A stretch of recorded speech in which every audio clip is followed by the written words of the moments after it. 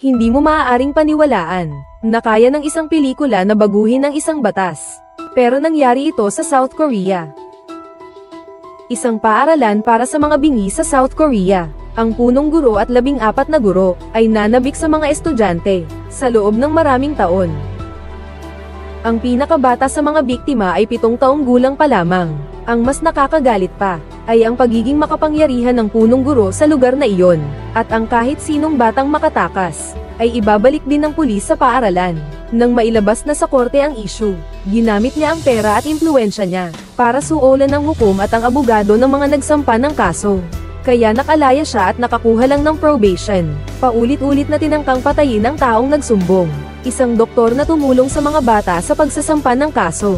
Wala nang ibang pag-asa, nag-iwan ng libo-libong salitang sulat bago magpakamatay para makuha ang atensyon at sana'y makamit ang katarungan. Hanggang sa ang pangyayaring ito ay maging batayan ng pelikulang *Silenced* na ipinalabas. Ang paghihirap ng mga bata at ang di makatarungang hatol ay nakaagaw na ng pansin ng buong South Korea. Umabot pa nga sa Pangulo, kaya naman nanalo ang.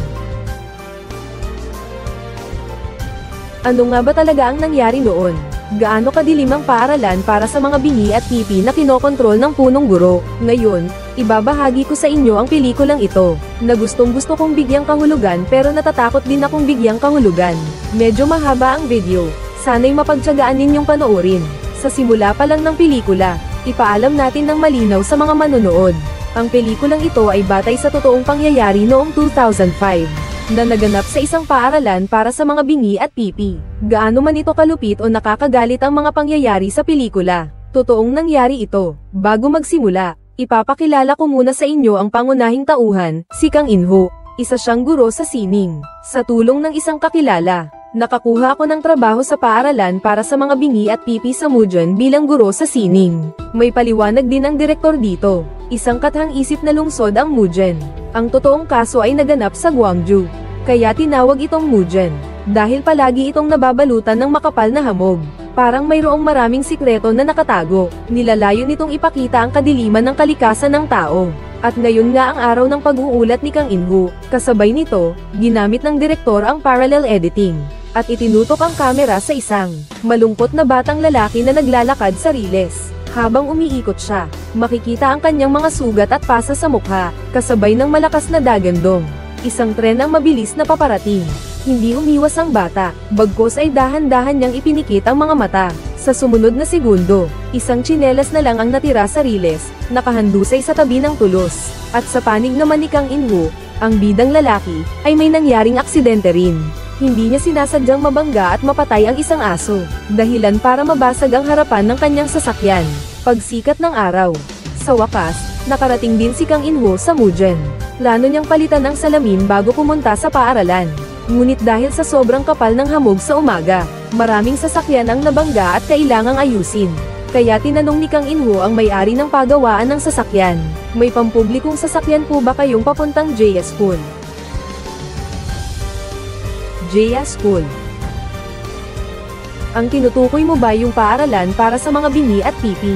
Medyo liblib ang lugar noon, walang direktang bus na pupunta roon. Kung magta-taxi ka, nasa 5,000 piso yun. Tandaan ninyo ang mga keyword, paaralang mapagmahal, liblib ang lugar. Isaulo muna ninyo, maiintindihan din ninyo mamaya. Habang handa nang umalis si Kang In-ho gamit ang kanyang sasakyan, may isang babaeng bumangga sa likuran niya. Umaning usok pa ang sasakyan. Talagang hindi na siya makakaalis. Bilang paumanhin, kusang ihatid ng babae si Kang In-ho sa paaralan para sa mga bingi. Pagdating sa destinasyon ay may inabot pa siyang business card. Isa pala siyang kawani ng sentro para sa karapatang pantao roon. Si So Eugene ang pangalan. At dahil doon sila nagkakilala, nang makarating si Kang In-ho sa gate ng paaralan. Pag-angat ko ng tingin, nakita ko ang nakasulat sa tarpaulin, na pinarangalan bilang pinakamahusay na paaralan ng tanggapan ng edukasyon ng Mujeon. At mayroong simbolo ng Kristyanismo sa tabi nito. Mukhang isang lugar na puno ng pagmamahal ito. Pero ang mga susunod na pangyayari, ay tiyak na magpapabago ng iyong pananaw. Pagpasok sa paaralan, biglang nagbago ang eksena. Ang dating maliwanag na kulay ay naging malamig na kulay. Nakita ni Kang In-ho ang 2 batang babae na kumakain ng merienda sa hagdan kaya't masayang binati niya ang mga ito. Ngunit hindi siya pinansin ng mga ito at sa halip ay tumalikod at umalis. Hindi maintindihan ni Kang In-ho kung bakit ganoon na lamang ang pagiging malamig ng mga bata. Lumipat ang kamera sa opisina ng punong guro. Ang kakaiba, sa kisame, ay may nakalagay palang salamin. Ito ay isang pahiwatig ng direktor. Mapagkunwari ang punong guro. Malalaman ito sa kanilang pag-uusap. Nakapasok si Kang In-ho dito dahil sa rekomendasyon ng propesor sa universidad na si Guro Kim. Paulit-ulit ding binanggit ng punong guro ang self-portrait na nakasabit sa dingding. Ipininta iyon ni Guro Kim para sa kanya. Makikita rin natin ito sa ibang paraan. Mapagmataas at mahambog ang punong guro. Pagkatapos ay tinawag niya ang pangalawang punong guro para ipagpatuloy ang susunod na gawain kay Kang In-ho. Ngunit pagtingala niya ay pareho pala ang itsura ng punong guro at ng pangalawang punong guro. Kambal pala sila. Ang kuya ay punong guro, ang kapatid naman ay pangalawang punong guro. At ang paaralan ay negosyo ng kanilang pamilya. Pagkakita sa kanya ng direktor ay hindi niya pinansin si Kang In-ho. Sa halip ay nagtanong siya, "Kuya, ano ang gagawin natin sa bagay na iyon? Anong bagay ba iyon?" Narinig ng nakababatang kapatid ang sagot ng punong guro, "Hepe ng administrasyon, paaralan ito." Ang ibig sabihin ay babala, may ibang tao, pag-usapan natin yan ng pribado. Pero hindi naman talaga naintindihan ng nakababata kong kapatid. Paano ko nga ba haharapin ang tanong na yon ng punong guro? Hindi ko ba sinabi na siya ay inirekomenda ni Professor Jin? Kumain na ang kapatid ko at hindi na nagtanong pa. Ano nga ba ang misteryosong bagay na iyon? Naalala niyo pa ba ang batang lalaking nagpakamatay sa simula? Mag-aaral pala sa paaralang ito ang batang lalaki. Tungkol din doon ang tinanong ng kapatid ko. Pagkalabas, nagpakita ang direktor kay Kang In-ho ng 5 daliri, ngunit masyadong inosente si Kang In-ho. Akala niya'y gusto siyang makipag-appear ng kausap, ngunit siya'y kinutya ng direktor. "Nilalaro mo ba ako?" Ang mga taga-Seoul, bakit ang babagal ng utak? Malaking halaga sana iyon. Pero inirekomenda ka ni Professor Kim, kaya 5 maliit na lang ang kukunin ko. Naniningil po ba kayo ng pera? Akala mo ba libre lang ang pwesto ng isang guro?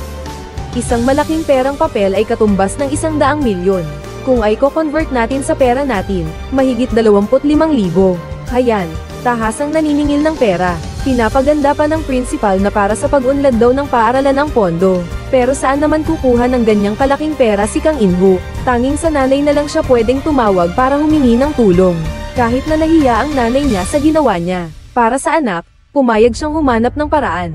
Kinabukasan, sinalubong ni Kang In-ho ang kanyang unang klase. Kumuha siya ng ilang mansanas, at kinagatan ang mga ito, para maging sanggunian sa pagguhit ng mga estudyante. Ang galing gumuhit ng isang batang babae. Nang makita iyon, pumunta si Kang In-ho para purihin ang kahanga-hangang talento ng isa. Ngunit ang nakuha niya ay ang pagwawalang bahala. May isang babae ring nakaupo sa tabi. Hindi niya alam kung kailan kinuha ang mansanas sa ibabaw ng mesa, at ngayon ay masayang kinakain ito. Ang 2 babaeng ito, ay ang 2 babaeng nakilala niya noong araw ng pagpaparehistro, at saka noon biglang bumukas ang pinto ng silid-aralan. Isang batang lalaki ang dumating ng huli. Gusto sana ni Kang In-ho na tanungin kung bakit ito nahuli sa klase, pero nang itaas ng bata ang kanyang ulo, puno ng mga sugat ang mukha nito. Pagbalik sa opisina, pagkatapos makausap si Ginang Park, ang guro na namamahala sa klase, nalaman ni Kang In-ho na ang pangalan ng bata ay Minsu. Namatay ang nakababatang kapatid niya sa aksidente sa tren, ilang araw na ang nakakaraan. Ibig sabihin, si Minsu ang kuya ng batang lalaki sa simula. Pansinin ang tono ni Park nang banggitin niya ang 2 magkapatid. Namatay sa aksidente sa tren ang nakababatang kapatid ng bata, ilang araw na ang nakaraan. Tiyak na wala sa sarili ang bata ngayon. Namatay ang nag-iisang kapatid niya, ano pa kaya ang magiging lagay niya? Base lang sa sinabi, kung sabihin kong siguro Park ay isang baliw, ang may sala sa pagkamatay ng batang lalaki.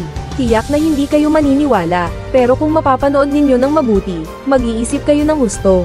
Pagkatapos ay muling nagtanong si Kang In-ho, maliban kay Minsu, parang may kakaiba sa lahat ng bata. Ngunit sinabi sa kanya ni Guro Park, may kaunting kapansanan ang mga batang bingi at pipi sa kanilang puso. 10 taon na siyang narito. Hanggang ngayon ay hindi pa rin sila nagbubukas ng loob sa kanya. Naniwala si Kang In-ho sa mga narinig niya. Nagdesisyon siyang kilalanin ng mabuti ang bawat bata, at sikaping tanggapin siya ng mga ito. Pagkatapos ng trabaho, nag-iisa si Kang In-ho sa opisina at tiningnan ang mga files. Ipinakilala rin sa atin ng direktor ang bawat bata. Malungkot ang pinagmulan ni Minsu. May kapansanan sa pag-iisip ang kanyang ama. Samantalang ang kanyang ina ay nawawala. Ang lola niya ang nag-iisang tagapag-alaga. Ang matako na babae ay si Yuri. May kapansanan sa pag-iisip at sobra sa pagkain. Samantalang ang babaeng labis na malamig ay si Kim Yeon-do. Namatay ang mga magulang niya sa aksidente sa sasakyan noong 8 taong gulang siya. Dahil dito, nagkaroon siya ng kapansanan at nawalan ng pandinig. Siya ang pinakamatalino sa lahat ng estudyante. Matapos ang maikling pag-uusap, naghahanda ng isara ni Kang In-ho ang pinto at umuwi. Kasabay noon, tumawag ang nanay niya at sinabi na naideposito na sa account niya ang perang ibinigay sa principal. Ngunit habang nag-uusap ang mag-ina, may narinig silang malakas na sigaw mula sa itaas.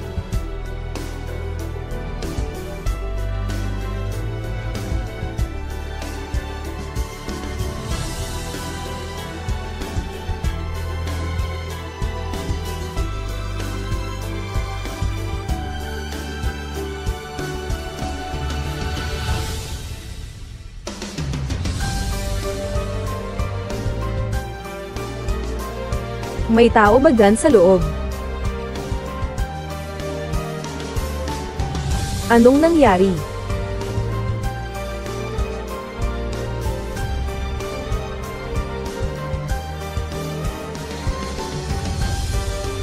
Anong ginagawa mo rito? May narinig kasi akong kakaibang ingay kanina mula sa loob. Mukhang bago ka pa lang dito kaya hindi mo pa alam. Yung mga bata rito, madalas silang mag-ingay ng kakaiba kapag nababagot. Para silang naglalaro, at dahil hindi nila naririnig ang sarili nila, mas lalo pa silang sumisigaw. Narinig ang paliwanag ng gwardya. Hindi na rin masyadong nag-isip si Kang In-ho. Kinabukasan, sa opisina ng punong guro, si Police Officer Jang ng lugar na iyon, ay may hawak na isang punong sober ng pera at tila relax na relax. Malinaw na nagsusuhol ang punong guro sa kanya. At kung bakit siya nagsusuhol, mamaya na natin yan pag-usapan. At nangyari nga iyon. Pumasok si Kang In-ho, bitbit ang 5 milyon, at binuksan ang pinto. Walang pag-aalinlangan ang principal. Kahit nasa harapan pa ni Police Officer Jang, tinanggap niya ang malaking halaga ng walang pag-aalinlangan. Pagbalik ni Kang In-ho sa opisina, isang hindi kapani-pani walang tanawin ang sumalubong sa kanya. Hindi maganda kay guro na tignan si Minso ng ganyan.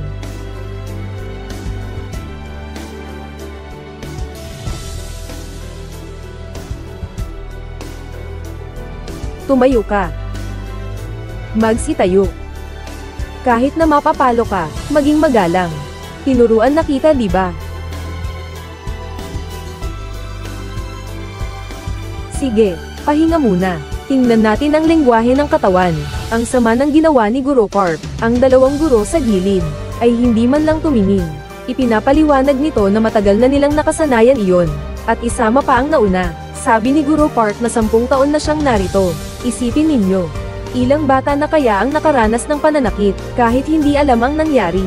Humihil pa rin si Kang In-ho. Pansinin ang linyang sinabi ni Guro Park. Sandali lang po.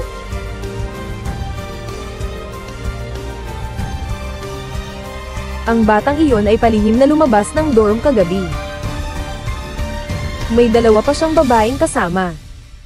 Huwag mo nang sabihin pa kung gaano ako kaaalala, hindi ako nakatulog kagabi. Ayon kay G Park, kagabi ay lumabas si Minso, kasama ang 2 babae. Paano naman siya nakabalik sa eskwelahan? Naalala mo pa ba si Police Officer Zhang kanina? Bakit sinuhulan ng principal ang pulis? Tama, siya nga ang tumulong mahanap, at maibalik ang 3 bata sa paaralan. Pero ang kapal ng pera sa loob ng sobra, para lang sa paghahanap ng mga bata.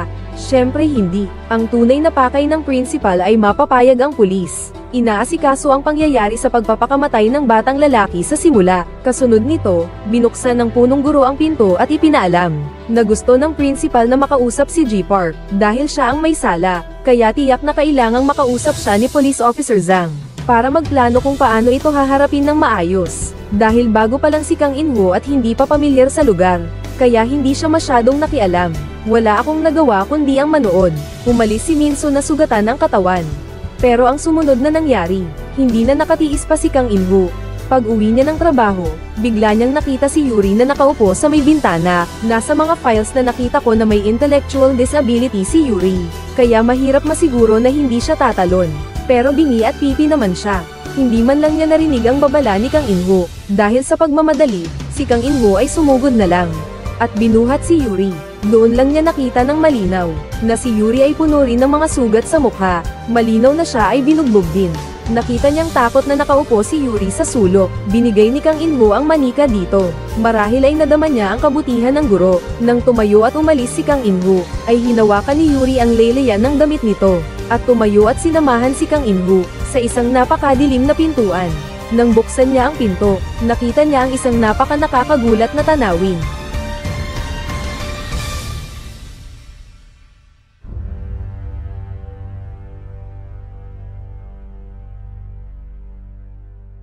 Anong ginagawa mo? Pinag-aaralan ko ang anak ko. Aling, sino ka ba? Sino ang nagsabi sa yung turuan siya ng ganyan? Ako si In-sie, ang dorm counselor. Pansinin ninyo ang sarkasmo ng direktor sa karakter. Babae, isang dorm counselor sa eskwelahan, ang pangalan ay In-sie. Walang ka-In-sie ang pananakit niya kay Yeon-do. At saka, ang karakter.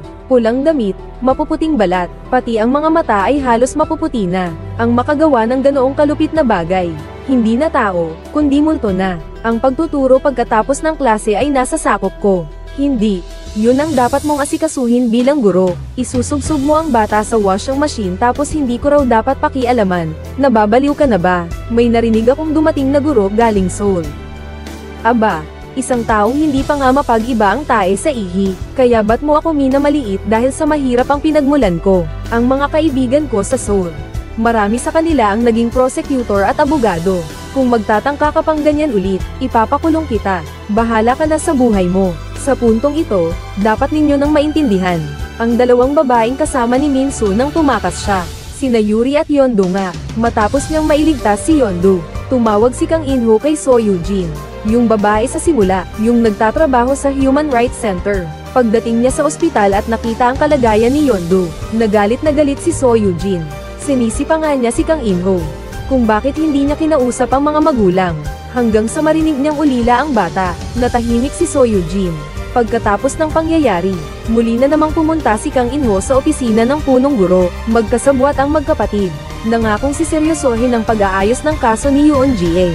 Pero ang tunay na dahilan ay dahil hindi umuwi si Yeon-do sa dorm. Nataranta sila dahil sa takot na mabuko. Kunwari nag-aalala kay Yeon-do sa ibabaw. Pero ang totoo'y para makuha ang address ng ospital. Pagbalik sa silid-aralan, nakita ni Kang In-woo na nakayuko si Yuri. Kaya lumapit siya at sinabi, ginagamot si Yeon-do sa ospital, huwag kang mag-alala. Pagkatapos ay nagmungkahi pa siyang mag-drawingan sila. Pagkakita sa guhit ng guro at ng sarili niyang guhit, unang beses na ngumiti si Yuri, ng isang ngiti at tawa na akma sa isang bata. Paggabi na't naghahanda nang pumunta sa ospital si Kang In-woo, ngunit tumawag si So Eugene, at niyaya siyang magkita sa isang restaurant, at nagsabi ng isang mas nakakagulat na bagay, si Yeon-do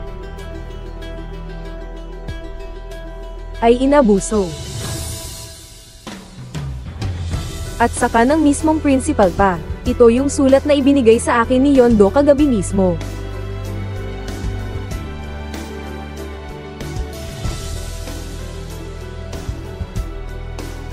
Hindi lang si Yeon-do ang biktima ng pang-aabuso. Marami silang nang aabuso. Yung teacher na si Park Bo-yoon, binastos pa nga niya ang mga lalaki. Kung ganoon,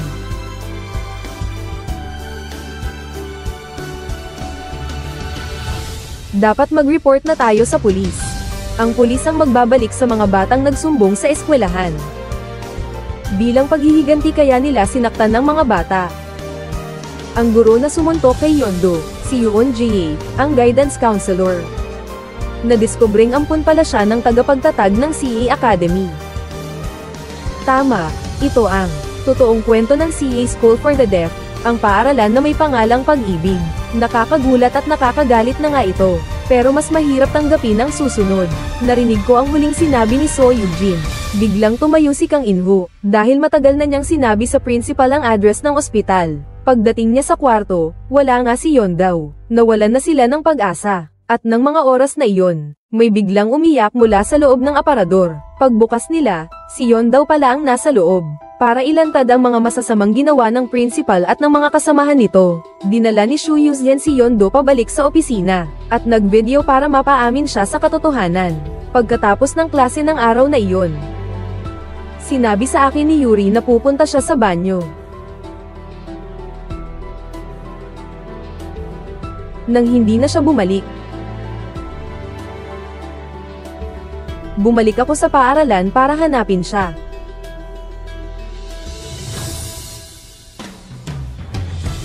Tapos nakita ko ang principal na parang tinawag ako. Dinala niya ako sa opisina ng principal. Nakakita ako ng mga larawan ng hubad na lalaki at babae.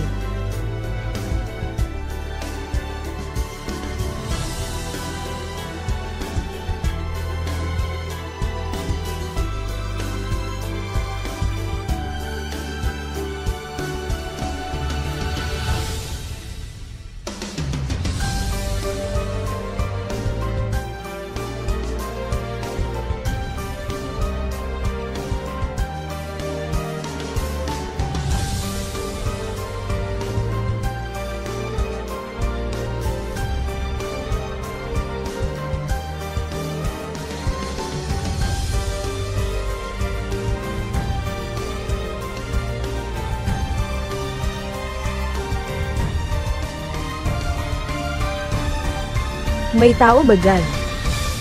Noong gabing iyon, narinig ni Kang Inho ang pagsigaw mula sa banyo. Ang paglaban iyon ni Yondu. Lubos ang pagsisisi ni Kang Inho ngayon. Pinagsisisihan niya kung bakit hindi niya binuksan ang pintuan noong gabing iyon. Nang makita ni Kang Inho ang pagkukwento ni Yondu, biglang bumigat ang paghinga ni Yuli sa tabi, lalong kinabahan. Mayroon din pala siyang naranasan na ganoon. Alam ng principal na mahilig si Yuli sa mga matatamis, kaya ginamit niya ang mga candy para akitin at pagkatapos ay gawan ng karahasan. At ang eksena ay nasaksihan ni Yondu. Narinig ng principal ang ingay kaya hinabol sila palabas. Kung sasabihin mo ito sa iba,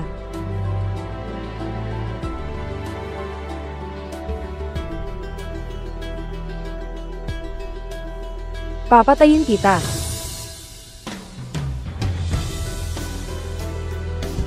Pag-uwi sa bahay, inalala ni Kang Inho ang mga nangyari. Kamakailan sa paaralan, matagal siyang hindi mapakali. Nang dumating ang kanyang ina kasama ang anak niyang babae, mula sa Seoul patungong Mujan upang dalawin siya. Araw pala ng paggunita sa kanyang asawa. Doon lang namin nalaman sa kanilang pag-uusap. Ang 5 milyon na ibinigay sa punong guro ay pamuupo ng bahay, para sa trabaho ng anak niya na maging matatag. Kahit gaano pa siya kaso ang palad, ang ina ay wala nang magagawa kundi iyon. May dala pa siyang espesyal na para sa punong guro, ang ay sumisimbolo ng katapatan, kahinhinan, at pagiging mahinahon. Ito na naman ang hayagang pang-iinsulto ng direktor. Lumipat ang kamera. Si Shu Yuzhen ay may dalang ebidensya na ni-record ni Yondaw. Dumating kami sa tanggapan ng edukasyon ng Mist City. Umaasa kaming maparusahan ang kriminal ayon sa nararapat, ngunit ang sagot ng mga kawani ay lubhang nakakagalit. Ang mga bata ay nasa pag-uwi na pala sila. Kung pag-uwi na, wala na iyon sa aming jurisdiksyon. Ano?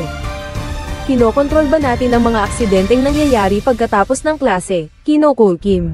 Dapat ang City Hall ang bahala niyan.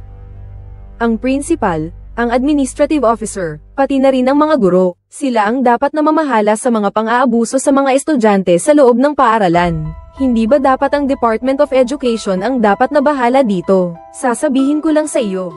Ang paaralang tahanan ng pagmamahal ay nasa jurisdiksyon namin.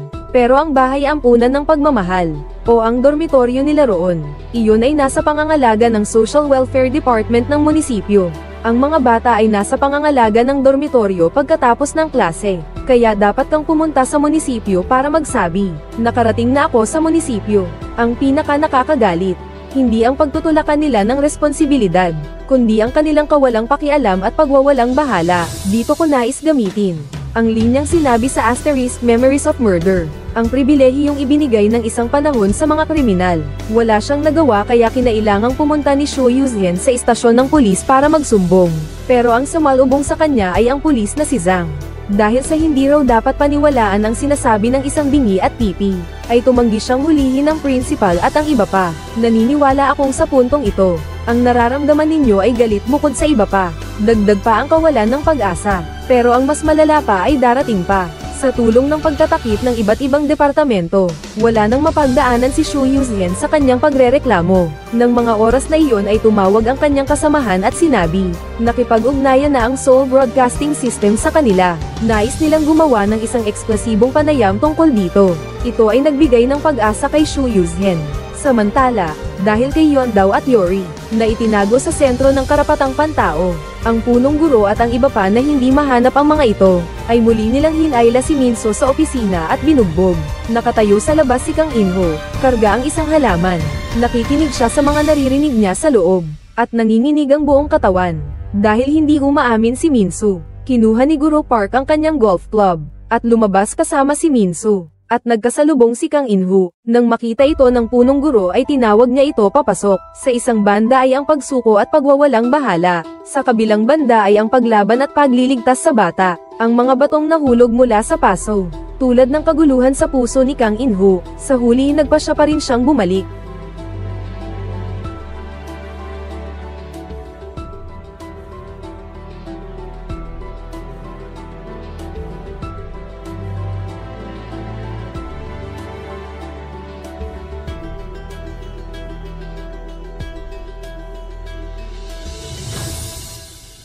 Pagkatapos, dinala rin si Minso sa Human Rights Center. Nang mapanayam ng mga reporter, tinanong ni Minso kung mapaparusahan nga ba talaga ang mga iyon. Sumagot si Kang Inho, pinapangako ko sa iyo. Kasunod nito, tinanong ng reporter ang unang katanungan. Bakit nagpakamatay sa Riles ang nakababatang kapatid niya ng madaling araw? Ano ba talaga ang nangyari bago siya mamatay? Nag-alangan sandali si Minso bago tuluyang magsalita. Sabi ni G. Park Beo-hayan pag-uwi niya ng trabaho, sabay daw silang uuwi.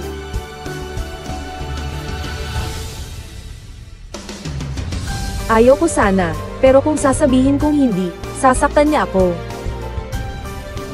Sobrang manyak pala ni G. Park, pati bata hindi niya pinapatawad. Para mailigtas ang kapatid ko, paulit-ulit na kumatok si Minso sa labas. Nawalan ng pasensya si G. Park, at binugbog niya si Minso hanggang sa mawalan ito ng malay.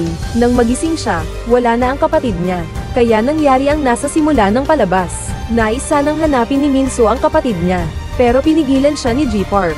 Sa wakas, sa tulong ng media, naging sentro ng atensyon ang kaso sa buong South Korea, para makapagbigay ng paliwanag sa publiko. Ang punong guro, ang principal, at si G. Park ay inaresto, at ang nanguna sa pag-aresto ay si Police Officer Zhang. Malaki man ang kaso, dahil sa madalas na pagtanggap ng suhol mula sa punong guro, tinulungan pa rin sila ni Police Officer Zhang sa pagpaplano, na gamitin ang lahat ng kanilang koneksyon, para makahanap ng abogado na dating hukom. Kailangang ministro ang antas, dahil mayroon isang patakarang hindi nakasulat sa husgado sa Korea, na tinatawag na pre-official treatment. Tinutukoy nito ang mga retiradong hukom, paiskal, at mga opisyal ng gobyerno, na nagiging abogado o konsultant, at nakikinabang sa mga pribilehiyo noong nasa pwesto pa sila. Ang pangunahing diin nito ay sa mga retiradong opisyal, na gumagamit ng kanilang dating impluensya, maaaring pakialaman ang proseso ng paglilitis. Sa madaling salita, ang hukom ang tumutulong sa iyo sa iyong kaso. Malapit na ang unang pagdinig ng kaso. Bago pumasok sa loob ng silid korte, maraming Kristiyano ang nagtipon-tipon sa labas. Nadaya sila ng magandang imahe ng punong guro, at tumutulong sa kriminal na makamit ang hustisya. Sinasabi pa nilang nagsisinungaling at nagpaparatang ang mga bata. Sa kabilang banda, talagang gumamit ng impluensya ang punong guro, at nakatagpo ng isang retiradong hukom na abogado, na may ranggong kalihing. Pagbukas ng pagdinig, ang punong guro ang unang nagsalaysay ng kaso. Hindi inaasahan, napakalupit nilang hindi man lang binanggit ang krimen. Sinabi lang nila na ang ama nila ang nagtatag ng paaralang, para daw mabigyan ng magandang pagtrato ang mga kawawang batang ito, at ang mga sumusuporta sa mga biktima ay pawang mga pipi at bingi. Wala silang kahit kaunting ideya sa sinasabi ng principal, kaya tumayo si Shu Yuzhen at humingi ng tulong sa hukom, para bigyan sila ng interpreter na marunong mag-sign language.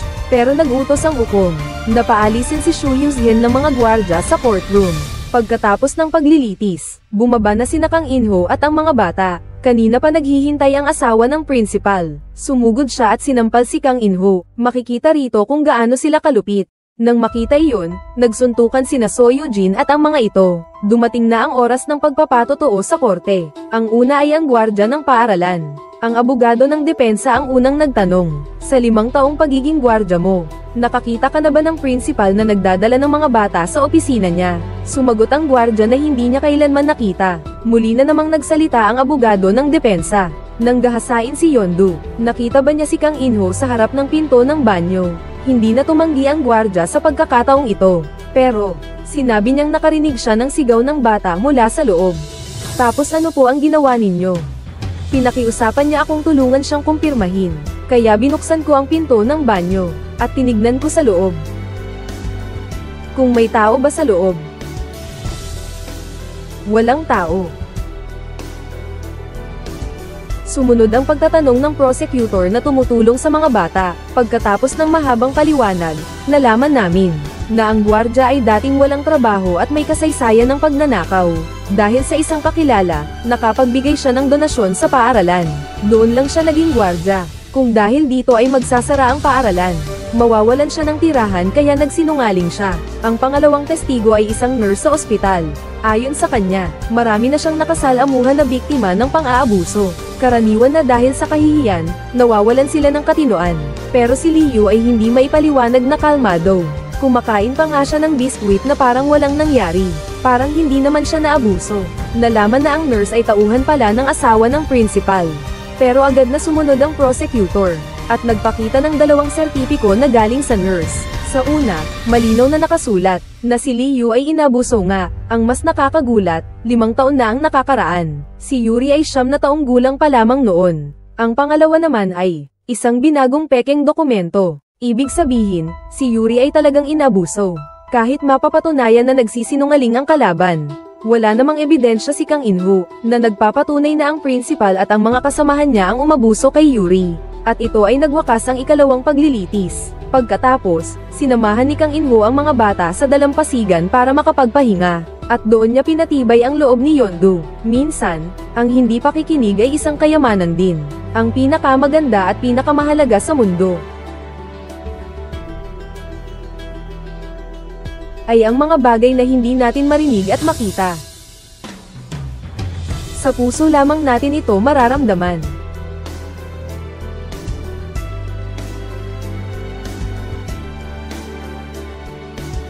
Ito ay isang sinabi ni Helen Keller. Ito rin ang isa sa mga pinakapaborito kong linya. At ang linyang ito ay walang alinlangang isang pagkutsa ng direktor sa lipunan at batas ng Korea. Ilang tao ang naglalakad sa dalampasigan habang papalubog ang araw. Ang eksena siguro ang pinakamaganda at pinakamasayang parte ng buong pelikula. Ang maikling katahimikan para sa 3 bata ay isang uri na ng luho na. Dumating din agad ang ikatlong paglilitis. Si Yuri ang nagpatotoo ngayong pagkakataon. Base sa kanyang salaysay, natuklasan naming mas malupit pa pala ang katotohanan kaysa sa nakikita natin. Mula noong nasa ikatlong baitang si Yuri, paulit-ulit siyang inabuso ng principal, ng headmaster, at ni G Park. Hindi na niya mabilang kung ilang beses na. Binigyan siya ng pera ng headmaster sa tuwing mangyayari iyon. Papuntahin mo siya para bumili ng merienda. Ito rin ang dahilan kung bakit sa buong paaralan, si Yuli lang ang pwedeng kumain ng merienda. Sa tuwing natatakot si Yuli na tumakas, huhulihin siya ng punong guro, at itatali ang kamay at paa gamit ang tape. Naaalala niya ang lahat ng nangyari noon, at tuluyan ng gumuho ang loob ni Yuli kaya siya naihi. Nang makita ang masamang pangyayari, nagkagulo ang administratibong direktor sa bulwagan. Wala nang nagawa ang hukom kundi ang ipag-utos ang pagsuspinde ng pagdinig. Nang gabi, may dumating na balita mula sa Paiskal. Handa nang makipag-ayos ang kalaban kina Minsu at sa pamilya nito ng pribado. Dahil sa batas ng Korea, ang mga batang 13 taong gulang pataas na biktima ng pang-aabuso. Kung pipiliin ng tagapag-alaga na makipag-ayos, mawawalan ng bisa ang lahat ng testimonya ng bata, hindi na ituloy ang kaso. Kung hahayaan nating manalo ang kalaban, ang natitira na lang ay ang kaso ng pang-aabuso ng principal kay Yondu. Samantala, tumawag si Professor Kim kay Kang In-ho para mag-usap sila. Ngunit nang makarating si Kang In-ho, nakita niya na naroon din si Attorney Huang na tumutulong sa principal at sa mga kasamahan nito. Malinaw na ang pakay ni Professor Kim sa pagpunta niya roon. Gusto ko lang maging tagapamagitan para mapabayaan ni Kang In-ho ang kanyang matuwid na paghihiganti. At nakakaakit din ang alok ni Attorney Huang. Ito ang perang ibinigay mo noon sa paaralan. Dagdagan ko pa ng kaunti. Sana ay makapag-usap tayo kay Yondu. Sana'y matulungan ninyo kami, Guro Kang. Kung kaya ninyong tulungan kami.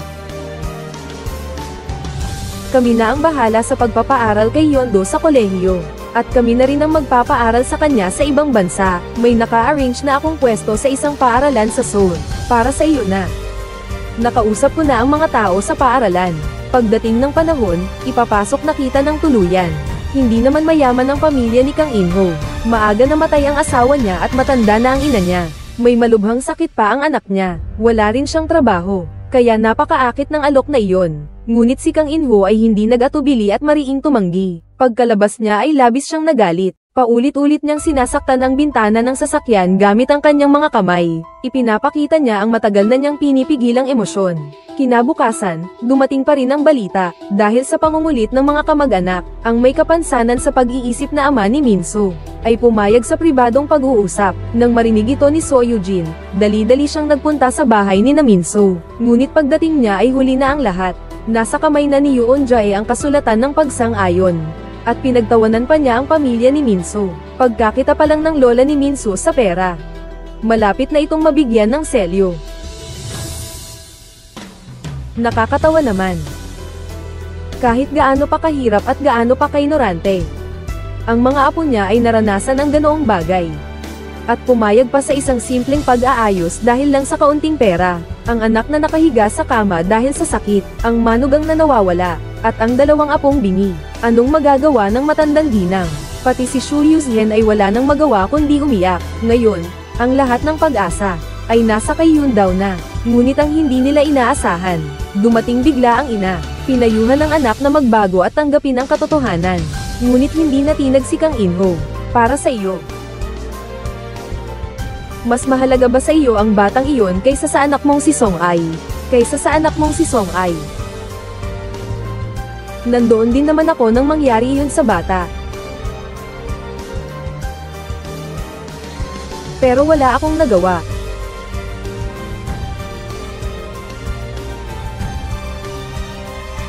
Kung sisuko na ako ngayon,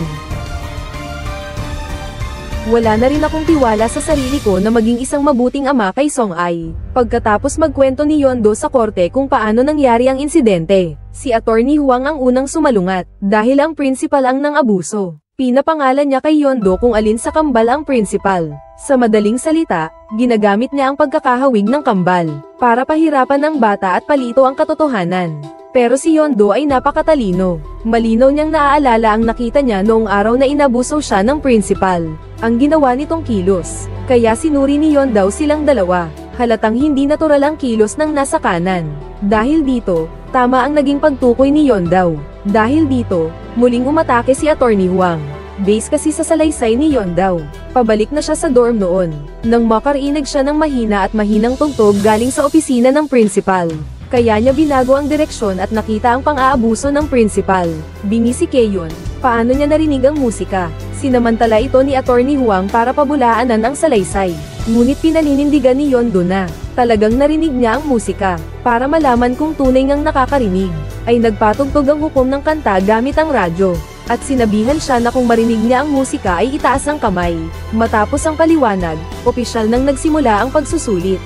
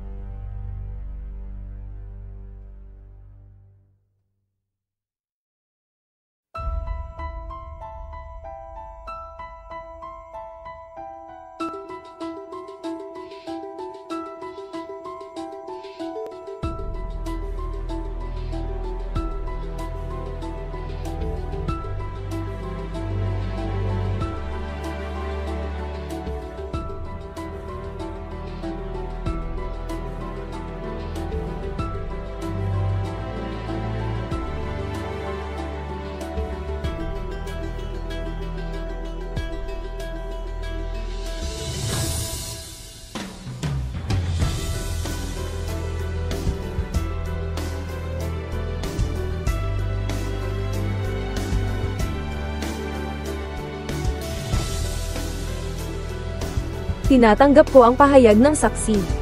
Forensic Science Division. Pakisulat po ang ulat hinggil sa penomenong ito ukol kay Kim Yeon-do na may kapansanan sa pandinig, at isumite sa korte. Ang susunod na pagdinig ay sa Biyernes. Panig ng tagayusig at depensa. Kung mayroon kayong bagong saksi, magsumite ulit ng kahilingan. Naririnig ni Yeon-do ang mga tunog. Napakaganda ng disenyo ng direktor, para sa lahat. Hindi lang ito pag-asa na maririnig ulit ni Yeon-do, kundi pag-asa rin na mananaig ang katarungan. Matapos ang paglilitis, naantig ang puso ng ina sa mga anak, hindi na niya pinigilan ang ginagawa ng anak. Ang katapangan ni Yeon-do ay nagbigay ng pag-asa sa lahat. Bukas naman ang paglilitis kay Min-soo. Dahil sa takot na may makaligtaan na detalye, gumawa pa siya ng maraming notes. Kahit na naawa si Kang In-woo, sinabi pa rin niya ang totoo. Totoo, nakita ko to. Hindi ko na kaya pang ipahayag. Sa mga salita ang nasa puso ko. Iwan na lang natin ang original na video. Sama-sama nating maramdaman ang tahimik na pagbagsak ni Min-soo.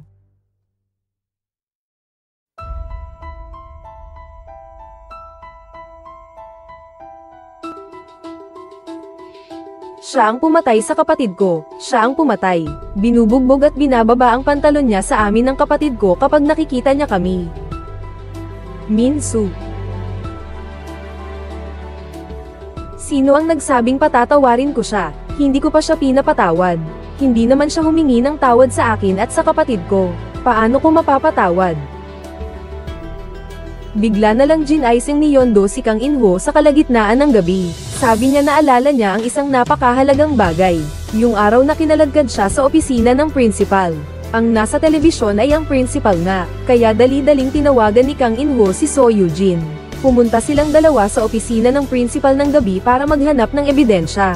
Kahit wala silang nahanap na ebidensyang inilarawan ni Yeon-do, may nakita silang CCTV camera sa opisina. Ibig sabihin, lahat ng masasamang ginawa ay nakuhanan ng video. Sa wakas, nakuha na ni Kang In-woo ang ebidensya, at ibinigay niya ito sa prosecutor. Sinabi ng huli na sa harap ng ganito kalakas na ebidensya, kahit pa mayroong proteksyon ng akusado, sapat na ito para mahatulan at maparusahan. Panatag din ng prosecutor na sinabi niya, na siya mismo ang pupunta sa hukom, para iharap ang ebidensya. Ilang araw ang lumipas at dumating ang huling paglilitis. Bago pumasok sa korte, itinukod ni Kang In-woo ang kanyang ulo at tinitigan ang nakasulat sa pinto, kalayaan, katarungan, at pagkapantay-pantay. Sa wakas, nakita na niya ang liwanag, pero walang umaasang. Ganito ang magiging hatol para sa mga demonyo. Ang akusado, si Park Bo-hyun. Hinatulan ng 8 buwang pagkabilanggo na may 2 taong probation. Ang akusado, si Lee Jang-foo, ay hinatulan ng 6 na buwang pagkabilanggo na may 1 taong probation. Ang akusado, si Lee Jang-zi, ay hinatulan ng 6 na buwang pagkabilanggo na may 1 taong probation. Sa huli ay magiging hindi na kailangang pagbayaran. Ibig sabihin, mapapalaya na ang katarungan at pagkakapantay-pantay sa pintuan ng hukuman ngayon. Lahat ay naging katatawanan na lamang. Malungkot na tumayo si Kang In-woo at tumingin sa prosecutor. Ngunit kahit ang tapang na tumingin ay wala ito. Hindi niya isinumite ang ebidensya. Bagkus, ibinigay niya ito sa abogado ng depensa, si Attorney Huang, para lamang ma-regularize ang kanyang posisyon. Kaya mula pa sa simula, hindi naman talaga bukal sa loob ang pagtulong ng prosecutor sa mga bata. Gusto ko lang gamitin ang pagkakataong ito para patunayan ang aking sarili, at maging karapat-dapat na makipag-ayos sa kanila. Paano ko kaya mapapanalunan ang kasong ito? Nang makita ko ang mga kriminal, na nakalaya dahil sa suspensyon ng sentensya, ang kanilang malayang pamumuhay. Gusto kong sapakin ang malupit at walang awang katotohanan. Si Kang In-woo ay puno ng pagsisisi at nahihiyang humarap sa mga bata, napagpasyahang umalis ng tahimik, at nagpaalam kay So Yoo-jin sa ulan. Habang paalis na si Kang In-woo sa pagmamaneho, biglang tumunog ang telepono, si So Yoo-jin ang tumatawag. Pumunta pala si Min-soo kay Guro Park para mag-higanti. Wala na ang kapatid, wala na ang pamilya, wala na ang dignidad. Kapag wala ka ng anumang natitira, doon ka na rin pinakawalan ng takot, at doon ka na rin pinaka-nakakatakot, tulad ng pagkamatay ng nakababatang kapatid sa simula, nasa Riles din. Pareho ring montage ng tao at sasakyan. Nang makita ni Guro Park si Min-soo, gusto pa sana siyang pakitunguhan sa ganoong paraan, pero agad din siyang sinaksak. Pagkatapos ay nagsagutan silang dalawa. Nakita nilang mabilis na paparating ang tren. Malakas na pinindot ni Minso ang sugat ng kalaban, at itinali siya sa riles ng tren. Nang dumating si Kang In-woo, huli na ang lahat.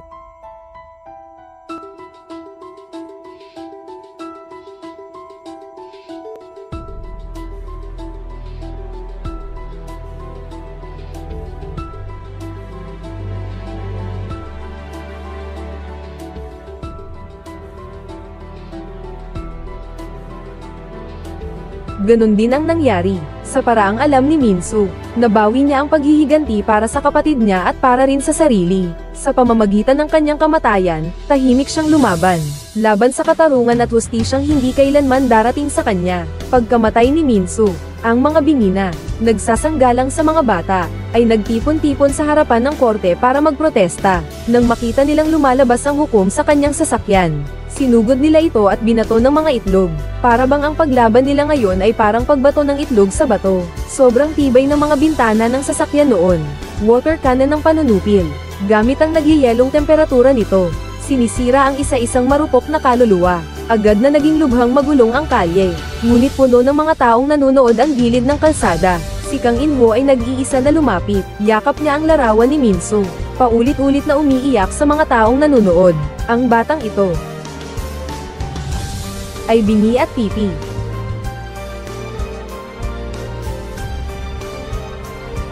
Ang pangalan ng batang ito ay Minso.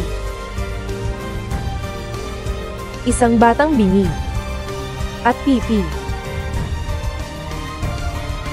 Mga kaibigan, ang pangalan ng batang ito ay Minso. Wala akong marinig na tunog. At hindi rin ako makapagsalita. Pakisabi po sa inyong lahat. Ang pangalan ng batang ito ay Minso. Wala akong marinig na tunog at hindi rin ako makapagsalita. Sa inyong lahat, ang batang ito ay Minso.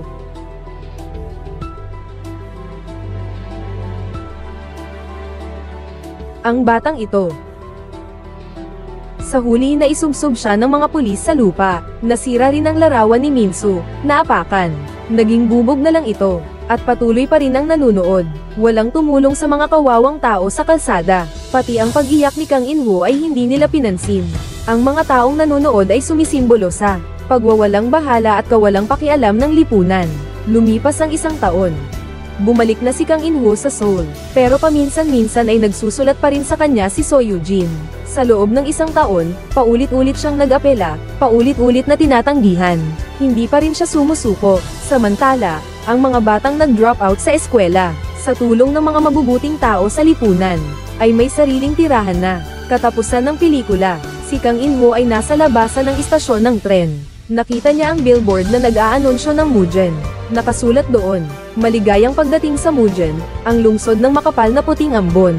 Ang makapal na ambon sa simula ay nagpapahiwatig ng mga nakatagong kasalanang hindi dapat makita. At sa huli, si Kang In-woo ay bumalik sa Mugen. Ibig sabihin, kahit may mga bagay na nakatago, ang kasamaan ay nananatili pa rin. Ang pagbabalik niya ay para ipagpatuloy ang pakikipaglaban. Tulad ng linyang sinabi ni Shu Yuzhen, nagsikap tayo ng gusto. Hindi para baguhin ang mundo, kundi para hindi tayo mabago ng mundo. At dito nagtatapos ang pelikula. Pagkatapos manood ng pelikulang ito, naniniwala akong ganoon din ang nararamdaman ninyo sa inyong mga puso. Matagal ko nang pinipigilan, at hindi ako mapakali. Ngunit umaasa pa rin akong makakaya kong pakalmayan ang aking sarili. Pakinggan nyo muna ang susunod. Ang pinakaangkinang ay ang pagtatapos ng kwento. Ngunit hindi umabot sa inaasahan ng mga manonood. Ito ang dahilan kung bakit ganoon ang ginawa ng direktor. Dahil ito lang ang makakaagaw ng pansin ng mga tao. Ang nakikita ninyo ngayong timeline ay ang mga pangyayaring naganap bago at pagkatapos ng pagpapalabas ng pelikulang Asterisk. Susunod, detalyado kong ipapaliwanag ang mga pangyayari at ang kinahinatnan nito. Ang pinagbatayan ng kwento ay ang paaralang. Isang pribadong paaralan ito para sa mga bingi. Malaya ang pamamalakad nito at walang pangangasiwa mula sa labas. Ayon sa investigasyon, mula 2000 hanggang 2005, mula sa principal hanggang sa mga guro, 16 na katao. Totoong resulta ng muling pagsisiyasat na nabugbog. Nanamangha sa mga batang estudyanteng bingi na nakatira doon. Ang edad ng mga biktimang estudyante ay mula 7 hanggang 20 taong gulang. Higit sa 30 katao. May sofa noon dito. Ito yung sofa. Dito mismo nangyari ang pang-aabuso ng administrative officer. Tinalian at inabuso niya ang estudyanteng biktima.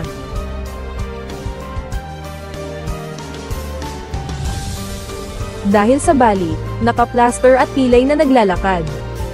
Nang makita ito ng salarin, binuhat niya ang biktima at dinala sa isang banyo.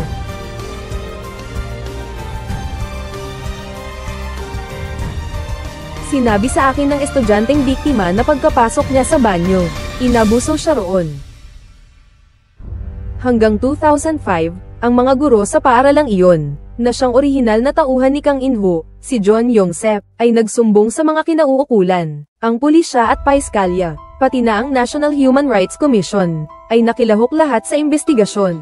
Ngunit ang mga pangunahing kriminal, ay nakalaya sa pamamagitan ng pera at impluwensya sa ikalawang paglilitis, at nakakuha lamang ng probation.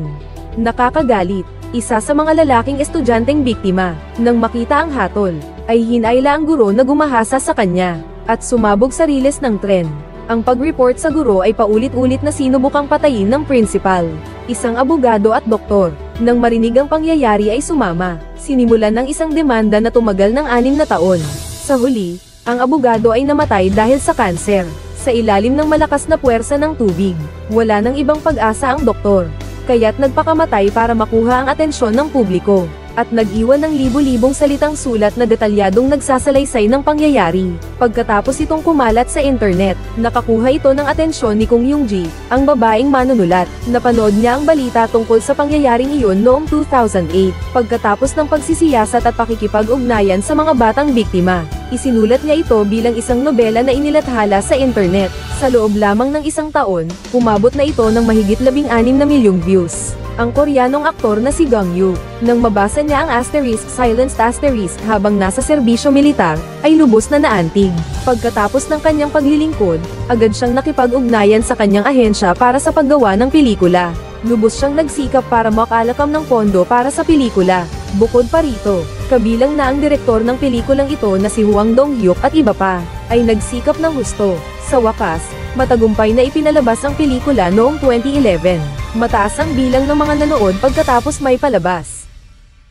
Humigit kumulang 1/10 ng populasyon ng Korea. Malaki ang naging epekto nito, at nakakuha pa nga ng atensyon ng Pangulo. Pagkatapos, milyon-milyon ang nag-sign sa petisyon para imbestigahan ang pangyayari. Ika-6 na araw ng pagpapalabas ng pelikula. Sa wakas, muling isinagawa ang imbestigasyon sa kaso. Sa muling paglilitis, ang mga kriminal ay nahatulan ng 12 taon, pagkalipas ng 37 araw ng pagpapalabas ng pelikula. Dahil sa matinding panawagan ng mga mamamayan, 208 miyembro ng Kongreso ng South Korea na dumalo sa sesyon, ay pumabor sa panukala sa botohang 207 na may isang abstention. Ipinasa ang panukala.